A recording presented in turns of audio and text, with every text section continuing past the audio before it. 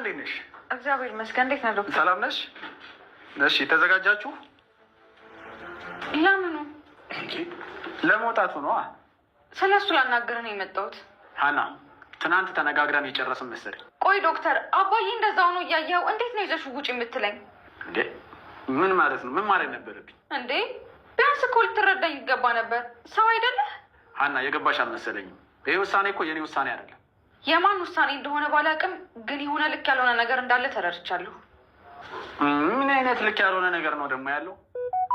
እሱን እኔ አላውቅም፣ ግን ብቻ የአባዬ ምርመራ ላይም የዲኤንኤ ውጤቱ ላይ የሚሆን የተደረገ ሴራ አለ። ሀና እየወነጀልሽኝ እንደሆነ ታውቁሻል።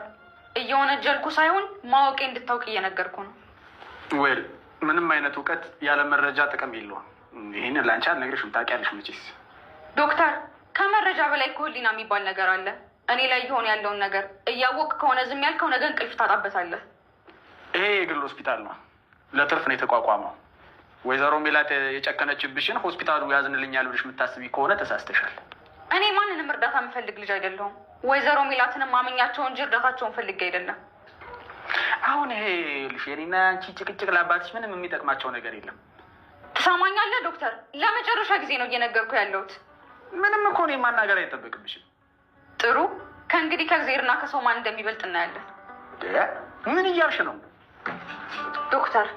እውነቴን መድኃኒዓለም በመንበሩ ካለ አባዬ ይድናል፣ ካልሆነ ግን ይሙት። ያኔ ከእግዚአብሔርና ከሰው ማን እንደሚበልጥ እናያለን። ይኸውልሽ ሀና፣ ለችግርሽ መፍትሄ ፈልገሽ አቅም ሲያጥርሽ ችግርሽን አሳልፈሽ ለፈጣሪሽ አትስጪ።